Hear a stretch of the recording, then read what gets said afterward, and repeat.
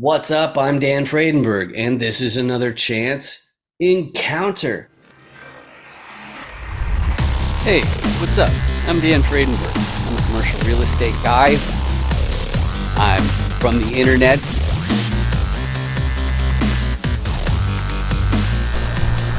We're seeing more properties like this being built in front of a house. It's going to be torn down soon. I understand that there are power lines that are getting kind of close. What's up again? This is Dan Fredenberg, and that there is a commercial real estate building.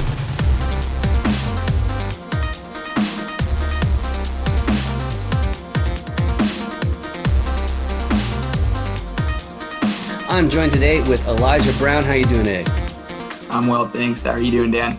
I'm fantastic, especially because my very favorite audience member is joining me today. And why is my favorite audience member here today? It's because this is a chance encounter where I interview commercial real estate syndicators. That means investors, buyers, sellers, stuff like that. And why would I do such a silly thing? Well, the answer is if you want to get in on the private deals that they're not allowed to advertise for, you need to have a documented prior substantive relationship to show the SEC if they audit you. And so I need to talk to everybody in this circle, and I need to find out like where exactly they fit into these deals. And I'm going to help you learn how these deals work and how to effectively communicate on the subject of commercial real estate. But before we get too excited with that, do you want to say a thing or two about yourself there, Elijiah? Yeah, I appreciate you having me on. I got started in real estate actually with single family 7 years ago, quickly scaled into multifamily, and now I've got interest both on the GP and the LP side of 850 units worth over $100 million. And my company is called Gold Hawk Capital, and I'm excited to be hanging out with you today. Awesome, good stuff. So you're not too new to this, but the one thing I found super duper important, I found that if somebody's actually going to go through with a commercial acquisition, they have to have a really good reason to do it. But before I go through those 5 motivations, I got to say, but wait, check your 8. And I don't mean behind you. I mean if you make the camera into a clock and you look at your 8 o'clock, which is the audience's 5, down under there might be a hideous red button that says subscribe that they really should get rid. No, that's just a stupid joke I do every episode. But about the distinct motivations, there's really 5 of them, and I need to know what exactly is in it for you. So some people are making their next commercial acquisition after already building a portfolio of assets, and the way that these people make ends meet is from ownership of that portfolio of assets. So every once in a while, if inflation is eating away at the cash flow, then it's going to be time to make another acquisition, because you're not going to get rid of an asset unless it's not performing. But the other situation where you would make an acquisition in this case is if there's like an asset crash and you're able to buy at a steep discount. That's not really what I'm up to. What I'm up to right now is trading time directly for wealth. So because I have a background in technology, which is the high salary wage earner, I've actually had a CRM based agency since 2011. And the fancy thing about the CRMs that I work with, they're the ones that accept credit cards. So it's more than just mass emailing. But what hit me is that when you are a salary earner, you're paying more in tax than anybody else. So it hit me, how can I pivot to where I'm getting compensated in the form of deployed capital, aka equity? So that's why I am in commercial real estate. But a lot of people are attracted originally to commercial real estate because they're trying to take control of their schedule. Maybe that means they're fast tracking their retirement, or maybe it means that they want to work fewer months per year, fewer weeks per month, or something like that. But there are other types where it's their ambition that's putting them in the driver's seat here. And really, they want to buy up their entire hometown. Maybe it's not actually their hometown, but basically, they want to have an enormous portfolio, that generational wealth, where their great grandchildren won't have to hold a day job or anything like that. And that's great because these guys are going to be hustling into their 90s. Just like this last group, they're also not trying to fast track retirement. They've got a sector of society, or maybe the environment, or maybe the animals, or whatever, but they realize they want to make a big splash on them, and you're not going to be able to have much impact unless you've got a substantial financial backing. So that's why some people make these big acquisitions. So Elijah, as far as those five different motivations, what stood out to you? What combination of them would you say describes you best? Yeah, so two of them. Look, my big why is that I'm a deal junkie. I love doing deals. I love the process of it, sourcing properties, underwriting, going through negotiations and raising capital. I love it all. And so for me, I'd say probably the wanting to buy my hometown and just love the process and doing the deals and want to acquire as big a portfolio as possible while I can, but also fast tracking retirement. Look, I mean, that was the original motivation for getting in. It's like, can I retire in 5 or 10 years and be sitting on a beach when I'm, 35 years old or so? And so that is the second one that I think applies. Excellent, excellent. And of course, this industry is not that simple. I like to say that real estate is the world's second oldest job, but profession, but there are risks involved, okay? And I really need to find out, even if you're a newbie, are you just in this because you heard that there's a lot of money that changes hands and you figure, hey, there's going to be space for me? Or do you actually understand that there are things that can go wrong? And to find that out, I have this tolerance for risk assessment. And it's a fill in the blanks question. There are many popular investment asset classes, but I think blank is too risky. What do you think, Elijah? It's funny. I actually started off in the hedge fund industry, doing a lot of analysis of publicly traded securities, and I have to say, stocks are just too risky for me. I always advise my friends and my investors, stocks are too risky. Don't buy them. They can go to zero. It's not a hard asset. There are thousands of variables that you need to consider. When you're investing, you can't control the actual outcome of the investment like you can with real estate. And then the scariest thing is that you're really at the mercy of the larger market and the sentiment of people. And so a lot of times the pricing is not based on the actual value of the company.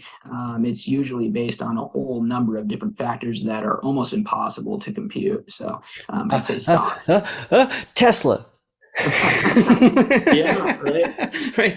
Oh man. Yeah, yeah, totally. And also these big companies, they've got entire departments devoted to PR, which that Yeah. is corporate speak for spinning whatever's going on in a way that, the public will be fine with. And when you own an apartment complex, you don't have a PR department. I think it's a lot better. I don't like that. You had something else you wanted to mention, or you want to move to the next section? Sure. I mean, if we're just talking about real estate specifically, I'd probably say for me, retail is a little too risky. The reason is because most businesses, especially small businesses, they've got, less than 30 days of cash reserves. And so they're at extreme risk of not being able to pay their rent. And in fact, they often don't pay their rent, which is a huge problem.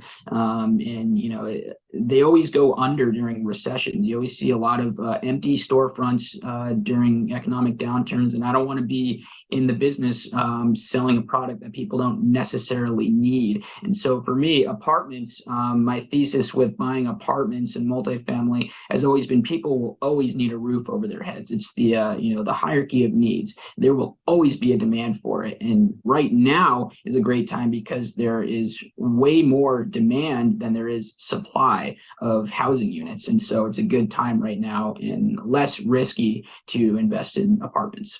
I love that. Like what you were saying about retail, like I was working for small retail in the late 90s. And so I was noticing it's like time is not on your side. And now that I understand finance, what I keep on noticing is, these businesses are underfunded Right. or they're out of touch with what the public is actually interested in getting. At least that's the brick and mortar play.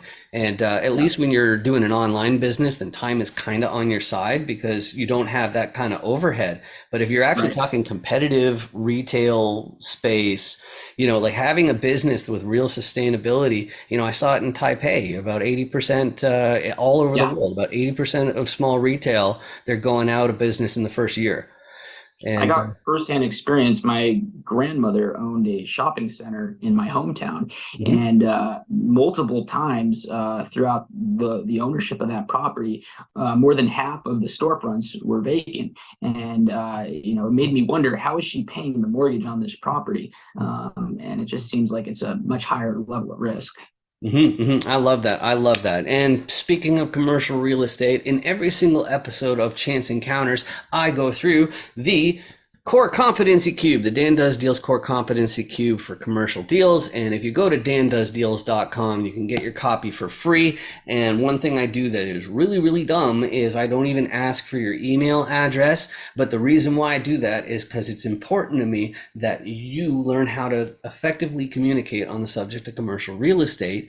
But I go through all six sides of the die in every episode of Chance Encounters just to make sure that you understand how a deal works and how my guest fits into those deals. So this only takes 2 minutes. It's really fast.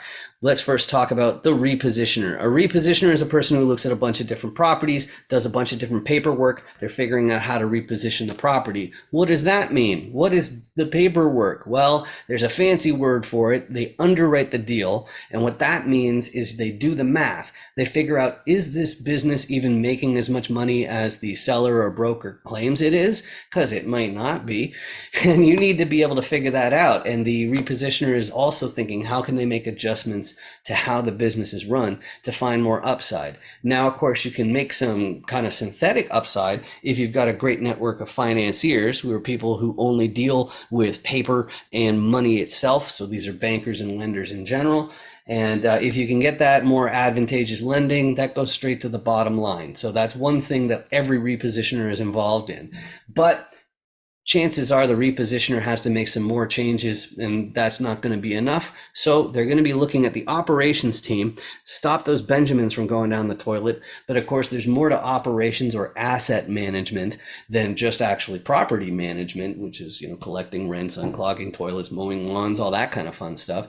But if things aren't really working out with whoever's actually managing the property, you might have like a vacancy problem.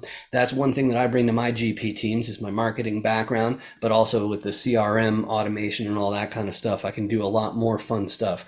But operations is probably not going to be enough to find enough upside for the repositioner to take it over. So they're going to be looking to a contractor team to do the renovations or the value add, okay, which is a very expensive proposition. So when the repositioner is getting those fixes done, of course, they're renovating so that the next tenants will be happy to pay more than the previous ones.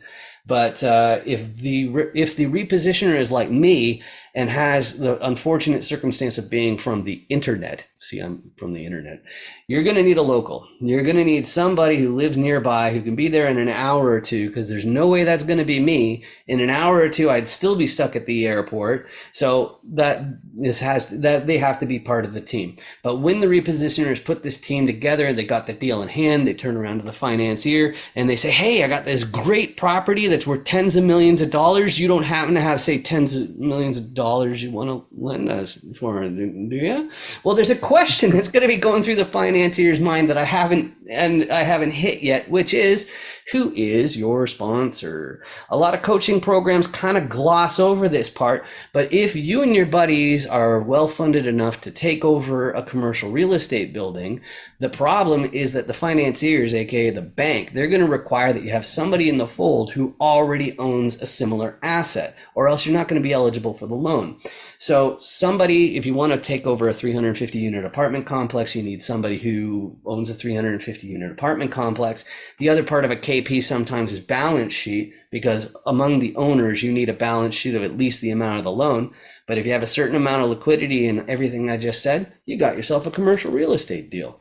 So Elijah, which parts does Goldhawk focus on? What do you usually bring to your deals? I love the way you broke that down. I've done all of those roles except for the actual contracting itself, and then being the local on the ground. Actually, you know what? I have been the local on the ground. So I've done that all. It's exhausting. I have burned out multiple times doing it. And it's funny, one of your previous guests, Jim Biggs, he was the one who recommended to me that I try to focus on one or two specific things and be really good at those. And so right now I'm really focused on the financing, so allocating capital into good deals. But then my background is in underwriting. I worked for 4 years at a large REIT and did a lot of Excel modeling, and that's where I learned how to project cash flows. And so that is one of my skill sets that I can offer as well. So analyzing deals and then funding deals as well. All right, so repositioner with a lean towards financier underwriting. Good stuff. So then the next question has to do with the buy box. And when commercial syndicators, buyers, sellers, all that kind of stuff are saying, hey, what are you really looking for? What's your ideal property? What's your buy box? They're really asking about three main things. First one is geography. Where is it? What state, what county, possibly even which neighborhood? Okay, it's all going to matter. The second one is size, and we're talking about multifamily here, which goes off of unit count, and you're going to have different teams taking over 15 unit deals compared to ones that are taking down 150 unit apartment deals. So that size is going to matter. There are other forms of commercial real estate where they go off of like square footage and things like that, but the size is still definitely going to matter. But the third one, it's called class, and unfortunately, some people use the same word for two different things. The first definition of class is what I call the condition, and that means like how old is the building? Is it ancient, or is it fairly up to date? Is it all beat up, or is it at least in good working condition? Is it no frills, or is it full of luxuries and amenities? So that's one meaning of class. The second meaning of class is also called the area, more specifically, and what they're really asking about then is like, what's the crime rate like where the property is located? What are the schools like? Things like that. How far is it from an interstate highway or something like that? So, in both of those two definitions of class, though, they use the same system as in grade school, where it's A plus at the top, and then A minus, and B plus, and so on. So, Elijah, as far as you and your team goes, what's easier to say yes to and more difficult to say no to? So we're focusing exclusively right now in Phoenix, Arizona. I've acquired properties all over the country, but right now we're going after Phoenix for a lot of different reasons. In terms of the vintage, we're looking for stuff that's 1980s plus. Stuff that is a class B or C, so value add in a class A or B area. So the golden deal would be a B class property in the class A area that needs some renovations that we can add value to. And then in terms of deal size, we've got a lot of experience in the small to mid size, but right now we're actually going after the 100 plus units. And the reason why is because we've decided to focus down on repositioning and financing rather than doing everything. And so we can bring that value to much larger deals because we don't have to do every single task. And so, 100 plus units in Phoenix, Arizona, 1980s plus, and then class B or C in a class A and B area. Mm-hmm. Excellent. So the next question, we prefer to work with people who like accredited investors and do 506c deals, but sometimes they're doing Bs, and it makes this a little bit complex. I'll get to that in a second. But my favorite thing about commercial real estate is because it's so multifaceted, many people, they'll be so helpful and eager to introduce you to people on the different side of the die. But that even said, you really all have your own unique skill set, and so you're going to be disproportionately well suited to help some people more than others. And traditionally, I've been looking for sponsor KPs just because of my marketing and mass emailing, CRM background, and all that sort of stuff. So I can make a bigger difference for them because they have enough of a foundation compared to just regular repositioners. But I'm always eager to get more people on any side of the die on these chance encounters. But as far as you go, Elijah, I don't know if you do 506B deals. You're not supposed to entice investors if you have a 506B We deal do. going. So if you have any pastries like a donut or something and you wave it in front of the screen, you might get in trouble, I guess. Yeah. But you can still say, you're interested in speaking to beginners, or if you're a 506C deal specifically, then you can just say whatever you want. So Yeah, no, it's I'm typically doing 506B, so as you said, I can't, publicly advertise that. not But I not think, individual deals, right? right, right, That's the right. real thing. It's so weird when it's all slippery. But anyway, sorry, continue. No, sure. I think, I'm happy to help out. And what my pitch has usually been to new people is that, I'm really good at underwriting and repositioning. My background is in doing deals and finding deals and getting deals done. And so for anyone looking for, an extra set of eyes on their underwriting or their strategy, I have a lot of experience in that. And then also, I really enjoy the process of helping, limited partners achieve passive income and generational wealth.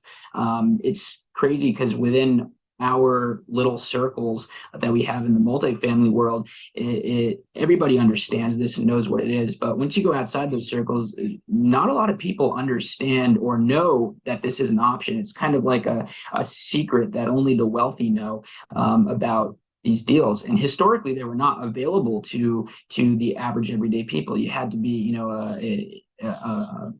a billionaire or something to be able to get into these deals, and now they're available to everyday people if you meet some certain basic requirements.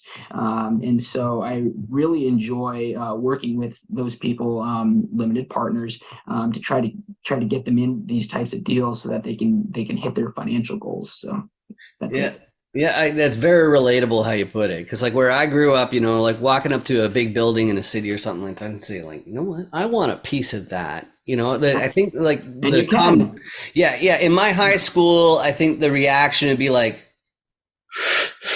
sure. Right? It's Yeah. like they think you were on something for sure. But yeah, regular people can absolutely do it. There's no two ways about it. But as far as reaching out to us, I'll get you in a second. But my name is super duper distinct, and so I'm easy to find. LinkedIn is the best social media platform to connect with me. This QR code right here, if you scan it with your phone, it goes to the FAQs page of 506B Me.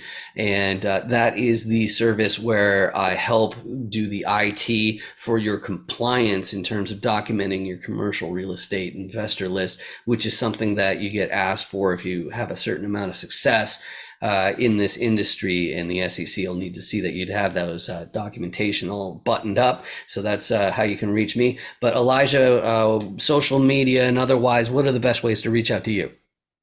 Yeah, LinkedIn, as you said, is the best. I'm looking to grow my presence on LinkedIn. So it's linkedin.com/in/Elijah W. Brown. You can also just search my name, Elijah Brown. Add me, follow me. I post articles usually once a week, and I try to connect with my audience, all the time. So reach out on LinkedIn. Excellent, excellent. And the last thing I have, it's actually not for you, Elijah. It's for you in the audience. It's a PSA. It's a public service announcement, which is if you've been watching this video and then you've been experiencing like searing, like laser beam fire in your eyeballs and like migraine like symptoms, it's probably because of the super duper ugly red button that says subscribe on it. It's under there, and it's free to get rid of the stupid thing. You just hit it. It's all, and it turns into, you should see the gray one. The gray one is amazing. Okay, if you click on, you Click get the it. gray, and this is okay. This is why I want you to do it. It's because if enough people click on that and watch this stuff, then YouTube will start paying for these videos instead of me. And that'd be really amazing. And all it actually does is it means that my videos might show up on your list of suggestions. If you're already subscribed to a gazillion people, then you might not even see any of those, but you can ignore them anyway. I just appreciate the fact that you spent this time with me, just like Elijiah. I really appreciate you joining me today. This has been great. Yeah, it's been a pleasure. Thanks for having me on, Dan. Awesome. Make sure you 506B me. Any syndicators, make sure you 506B me. Oh, hey, yeah, here's my code. You got your QR code scanner? Okay, yeah, oh yeah, just hold it right in the square there. Okay, cool. And now you hit open in browser. Okay. Okay, Are you already logged into 506BME? Yes. Yeah, okay, cool. Yeah, so there's my video. So now I'm already on your watch list. So when you get back to your hotel, you can find out what my core competencies are and my level of sophistication. Sound good? Yeah. I love your hat. Real estate's a scam. That's really funny. Yeah. Nice meeting you. You too. 506BME, everybody.